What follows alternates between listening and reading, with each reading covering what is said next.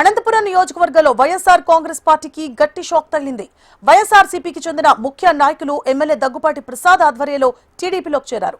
వారికి టీడీపీ కండువాలు వేసి ఎమ్మెల్యే పార్టీలోకి ఆహ్వానించారు. రాబోయే స్థానిక సంస్థల ఎన్నికల్లో పులివెందుల తరహాలో వైసీపీకి డిపాజిట్లు రాకుండా పోతుందన్నారు.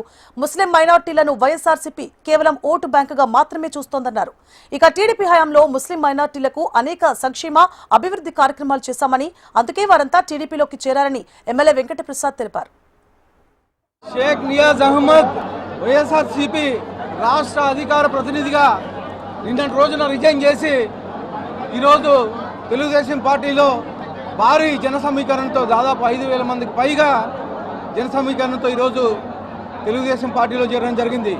ముఖ్యంగా మా రాష్ట్ర ముఖ్యమంత్రి నారా చంద్రబాబు నాయుడు గారు, అలాగే మా యువ నాయకుడు ఐటీ విద్యాశాఖ మంత్రి నారా లోకేష్ గారు చేసే అభివృద్ధి చూసి ఆకర్షితుడై ఈరోజు తెలుగుదేశం పార్టీలోకి రావడం జరిగింది. వైసీపీ నాయకులు మాట్లాడుతున్నారు, ఎక్కడ చూసినా రఫా రఫా అని మాట్లాడుతున్నారు.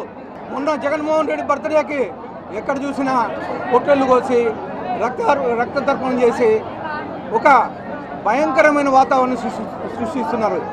కానీ మా నాయకుడు చంద్రబాబు నాయుడు గారు ఎక్కడ చూసినా జెండాని రెపరెపలాడించండి, అభివృద్ధిని రెపరెపలాడించండి అని చెప్పేసి మాకు గైడ్ చేయడం జరుగుతుంది.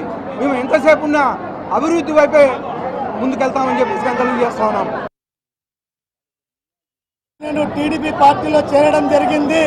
పెద్దల ఆధ్వర్యంలో దగ్గుపాటి వెంకట ప్రసాద్ అన్న ఆధ్వర్యంలో చేరిక జరిగింది. నేను వైఎస్ఆర్ పార్టీలో మైనార్టీలకి అన్యాయం జరుగుతుందంటే ఎంత చెప్తే కూడా వినడం లేదు.